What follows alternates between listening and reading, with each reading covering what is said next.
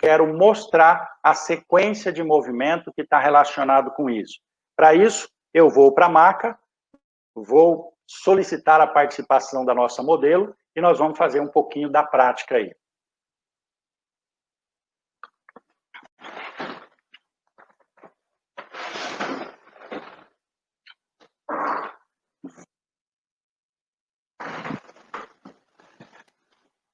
O foco, como é que está? Comentem aí, todo mundo nos enxerga bem.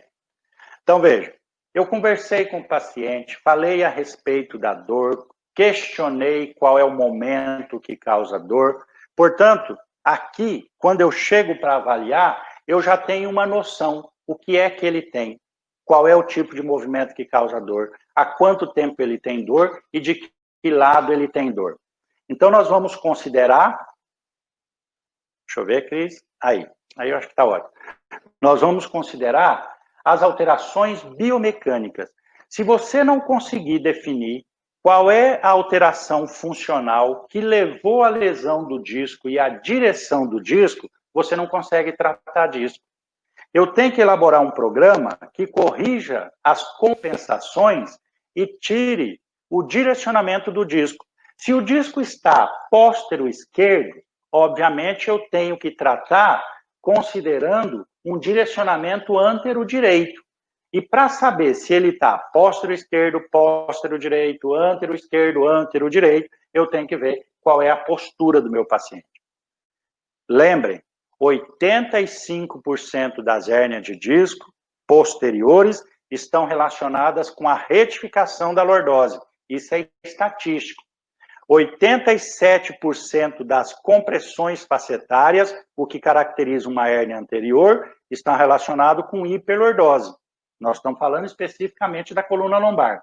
E o disco sempre estará com o bocejo projetado, herniado, para o lado da abertura. Então, eu tenho que considerar que lado está a abertura. E a compressão oposta, a faceta, estará imbricada e terá dor localizada. A dor importante do disco, ela é muito mais irradiada do que localizada. Veja, vamos considerar o nosso paciente anterior. Deixa eu baixar aqui um pouquinho, tá? Vira lá. A espinha. Alguma báscula de pelve. Eu vou marcar ponto, vou usar como referência espinha ilíaca antero-superior, espinha ilíaca antero-superior. Perceba que eu já vejo que a espinha ilíaca é mais baixa que a de... Considero aqui que ela tem uma báscula de pelve para a esquerda, por alguma justificativa. Eu tenho que encontrar o que fez isso. Pode ser um pé plano assimétrico, um flexo de joelho assimétrico ou a perna realmente mais curta. Uma rotação do ilíaco. O ilíaco esquerdo dela está anteriorizado e ele pode parecer mais baixo que o esquerdo. Eu vou confirmar com a vista posterior se realmente é uma báscula de trás do paciente e vou definir espinha ilíaca póstero-superior. Eu defini onde é que espinha ilíaca póstero-superior esquerda e eu confirmo aquela báscula que eu encontrei lá. Ela tem uma báscula de esquerda. Tá. Será que é a posição do transmissor?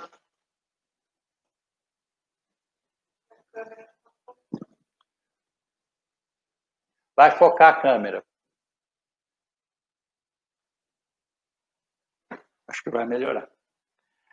Então, eu defini aqui que ela tem uma báscula de pelve. Essa báscula de pelve justifica o paciente ter uma hérnia para o lado mais baixo, porque ela vai formar um bocejo. Por que forma o bocejo? Uma das dúvidas muito frequente dentro do tratamento da hérnia de disco é os alunos fisioterapeutas perguntar: a hérnia de disco está relacionada com a escoliose? A hérnia de disco fez a escoliose? Sim e não. A hérnia de disco pode fazer uma escoliose antálgica, mas o sintoma da hérnia foi antes da escoliose. Ou uma escoliose discreta, que nós classificamos que não é uma escoliose, é uma atitude escoliótica compensatória. Veja que ela tem uma báscula de pelve. A coluna dela estaria saindo da base nesse sentido. Como ninguém anda inclinado para o lado da báscula, nosso sistema tônico postural, através das duas leis de boa postura, economia e equilíbrio, corrige fazendo uma compensação. Essa correção, ela vai me dar uma báscula para cá, que ela tem, e uma escoliose compensatória. Essa escoliose compensatória projeta o núcleo do disco para a abertura. Então, nessa visão látero-lateral, eu sei que a predisposição de lesão dela será para a esquerda. Confirmo isso com o sintoma que o paciente apresentou, claro. Vou para a segunda visão, que é a prática para definir a mecânica. Então, o que nós temos que entender nesse momento é que essa condição de definição da biomecânica, ela é extremamente importante para que você selecione quais são os movimentos a seguir que vai desfazer isso. Não importa onde. É um pé plano, é um flexo de joelho, é uma perna realmente mais curta. Eu vou para a segunda visão. Na visão de perfil, vou tirar o braço, por favor, um pouquinho para frente. Se ela tem uma antiversão pélvica, faz hiperlordose, ela tem uma mecânica que se projeta o núcleo para frente. Ela estaria nessa antiversão pélvica numa hiperlordose. Perceba que nessa posição, a compressão passa a ser facetária, articular. Existe uma hiperexcitação de terminação nervosa da articulação e não em cima do disco. O disco foi projetado para frente porque ele recebeu uma abertura. O deslocamento do núcleo do disco sempre tem o papel de dispersar, dissolver pressões. Se eu pressionei atrás, a tendência dele é deslocar para frente. Esse paciente desenvolveu hérnia de disco? Sim, mas uma hérnia de disco anterior, que não tem sintoma característico. Que tipo de dor ele terá? Facetária, articular, uma lombalgia. Uma lombalgia que vai evoluir para uma artrose articular. Mas se essa minha paciente chegou aqui com uma hérnia de disco, qual é a tendência de ter de postura? 85% de ter uma retificação. Então, veja que ela tem uma retroversão pélvica. Nessa retroversão pélvica, o movimento articular será de abertura facetária, não hiperexcita o nervo recorrente, mas joga a carga toda para o disco. Quando ele joga a carga no disco anterior, a tendência do disco é se deslocar para trás. Veja, ele formou a hérnia. Essa projeção, esse deslocamento, pode ser um bulging, pode ser uma protusão, pode ser uma extrusão, vamos classificar isso tudo no decorrer da semana, mas ela é posterior. Agora sim, esse paciente que teve um deslocamento do disco para posterior, ele vai justificar a dor irradiada. Então, ela tem uma retroversão que projetou o núcleo do disco dela para trás, vira de costa, para trás e para a esquerda. Nós encontramos isso muito nitidamente na clínica. É a análise da biomecânica causal da hérnia do disco. Então, veja, se ela tem esse deslocamento, abertura para a esquerda e retificação posterior, ele vai justificar a dor irradiada para a esquerda. Vou confirmar. Caixa. Vou confirmar nos testes mecânicos. Então, primeiro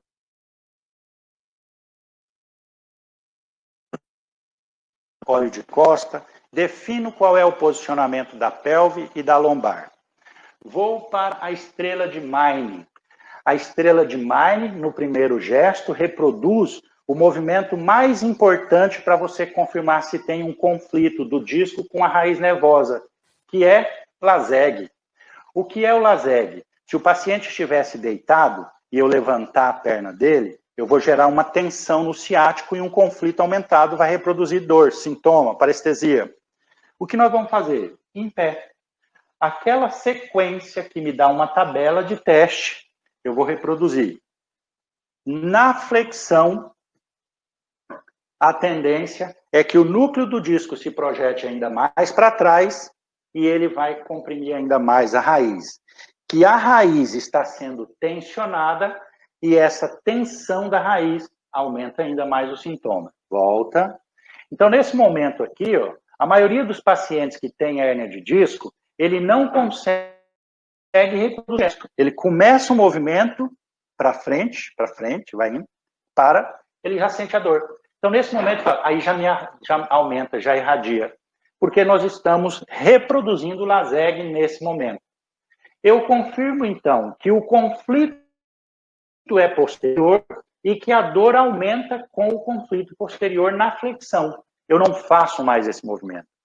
Todo movimento positivo contraindica uma conduta terapêutica. Se o paciente não sentiu dor na flexão, eu vou para o segundo quadrante, extensão. O que eu testo aqui? Obviamente, a imbricação facetária, a compressão facetária e o bocejo anterior. Se o disco se desloca para frente, ele não reproduz dor pinçada. Toca a câmera. Volta lá. Está sem foco, tem que buscar o foco da câmera. Deve melhorar. Se o paciente não sentiu dor irradiada, eu não tenho que tratar aqui como uma hérnia de disco, apesar de ter uma hérnia de disco anterior. Veja, se ele reproduziu dor localizada, a síndrome será facetária. Então, eu tenho uma mecânica de posicionamento que tende a fazer uma agressão do disco num determinado sentido. Eu estou exacerbando esse sentido. Se a hérnia dela é póstero-esquerda, eu quero exacerbar o bocejo esquerdo. Lateral. Vira de costa, por favor. Aí. Lateralizo. Nesse momento, o núcleo do disco, que já é para a esquerda, vem ainda mais. Ele vai aumentar a dor irradiada. Então, o teste de abertura, o teste de bocejo, aumenta a dor. Se o disco dela é esquerdo, muita gente tem a noção de que se apertar a hérnia, a dor vai aumentar. E é uma ilusão. Você pode apertar a hérnia não dói. O que dói é se o disco deslocar para cima da raiz. Então, quando nós fazemos um movimento de fechamento da hérnia, eu estou fechando a hérnia, ela não reproduz dor irradiada. Ela pode até reproduzir dor localizada, dor de alongamento, tensão muscular, mas normalmente não reproduz a dor irradiada. E vou para o terceiro movimento. Primeiro movimento, flexo-extensão. Segundo movimento, lateralização. Terceiro movimento, rotação. Nós sabemos, através do estudo de biomecânica, que o movimento rotacional descendente vai gerar uma abertura do mesmo lado do movimento. Então, veja, se eu girar ela para a esquerda, descendentemente, eu girei ela para a esquerda. Esse lado está sofrendo uma abertura, um bocejo facetário. Esse bocejo facetário tende a trazer o disco, a deslocar o disco para cá. Eu vou aumentar essa dor. A dor da tensão do ciático pelo conflito do disco. Fica aqui, torcida mesmo. Pelo conflito do disco. O giro descendente abre do mesmo lado do movimento. E se eu tenho uma hérnia à esquerda, esse movimento vai exacerbar a compressão. Lógico que o contrário é verdadeiro. Se eu girar o paciente para a direita, eu estou abrindo o lado direito e, consequentemente, fechando o esquerdo. Eu não reproduzo, não aumento a dor do paciente irradiada. Nós só aumentamos a dor do paciente irradiada, que tem hérnia de disco, quando eu aumento o conflito do disco com o nervo e não a compressão no disco. Esse gesto não reproduz sintoma irradiado. Pode até reproduzir sintoma localizado, dor pontual, contratura, facetária, mas a dor não irradia. Então, veja, o paciente tem uma báscula de pelve para o lado esquerdo, ele é retificado, o disco dele tende a se deslocar para a esquerda e para trás, fazendo um conflito na raiz nervosa póstero-esquerda. Os testes que darão positivo para esse paciente: flexão, aumenta a compressão do disco, reproduz LASEG. Lateralização para o lado oposto, aumenta a projeção do disco para cima da raiz, reproduz sintoma. E rotação para o mesmo lado, comprime raiz, reproduz sintoma. Então, veja que eu tenho 3 movimentos que reproduzem a sintomatologia irradiada e o paciente não consegue fazer eficaz. Óbvio que eu não vou mais reproduzir esse movimento. Se eu tenho uma intenção de tratar hérnia de disco, eu tenho que tirar o conflito desse disco contra a raiz. E eu tenho que elaborar uma sequência de movimento que, obviamente, vai jogar o disco para o lado contrário do que ele está. Se ele é póstero esquerda, eu quero jogar ele para ântero direito. Como? Uma sequência de manobra em várias condições clínicas. Dígito-pressão para desativação, posicionamento do disco para direção, descompressão com aumento axial e posturas de contração. É uma sequência que deve ser elaborada exatamente em cima disso aqui. Deita com a cabeça esquerda aqui, por favor. Isso. Tá ótimo, perfeito. Tá bom? Som ficou bom? Bom. Meu paciente reproduziu dor lá, tudo aquilo. Eu vou ficar do lado que ele tem a hérnia. Vamos supor que a hérnia dele realmente foi esquerda, porque ele tem báscula, deslocou para. LASEG determinou que quando eu pego a perna que tem uma ciatalgia, membro inferior, distendo esse cordão, que é o ciático, e aumento a projeção do núcleo do disco para trás na flexão, ele vai causar o aumento do conflito. Então, deu LASEG positivo. Foco.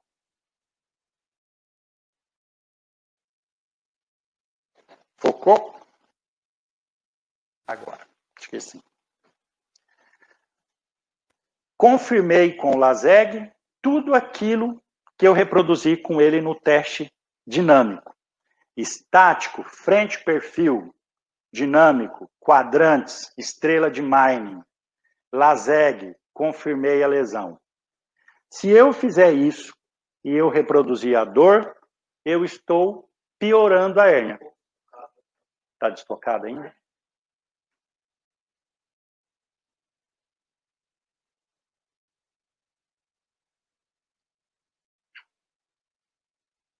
Vai. Se eu fizer isso, eu estou piorando a lesão. Eu estou projetando o núcleo dela para trás. Quanto mais o núcleo dela para trás, quanto mais eu levanto a perna, mais eu distendo esse, aumentando a compressão. Então, se eu tenho esse conceito de que o gesto reproduz a mais estejam, chama contrateste. O movimento, eu diagnostiquei, fiz os gestos, fiz a posição, gerei a dor, vou elaborar a sequência de movimentos. É um erro comum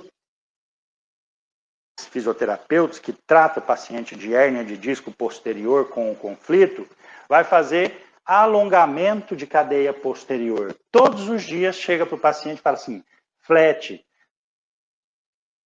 conta 15 segundos, troca a perna, conta 15 segundos, os dois lados, gira para lá, conta 15 segundos, então está piorando a hérnia. Chega para nós e fala, eu não sei disco, porque todos os dias eu me alongo, eu sou uma pessoa muito flexível. Travando? Pode ser. Vamos ver se melhora. Paciente que chega para mim e fala, alongo, eu sou super flexível. O que você faz? Ele fala para mim, todos os dias eu encosto minha mão no chão 10 vezes. Ele está fazendo hérnia de disco todos os dias. Flexão. A hipermobilidade não é saudável. A hipermobilidade direciona o disco pela instabilidade articular. Então, eu tenho que cuidar de qual sequência de movimento que eu vou fazer aqui, porque senão eu aumento o conflito. Alguns exercícios, como, por exemplo, vai lá no Pilates, funcional não importa. Paciente retificado, que tende a deslocar o núcleo do disco para trás e que vai ser... Isso, levanta a cabeça, fica aí, mantém. Pronto. Fica, sustenta modelo. Há exercício que trabalha ainda, que está retificando ainda, que está projetando o núcleo do disco ainda mais para trás. Então, nós temos que ter o conceito que para tratar a hérnia de disco é biomecânica. A base do tratamento do disco é entender a mecânica causal e entender como corrigir a mecânica causal, elaborando. Amanhã eu quero passar a melhor sequência de ativar um conflito direito ou esquerdo. Pode sentar, por favor? Eu vou lá.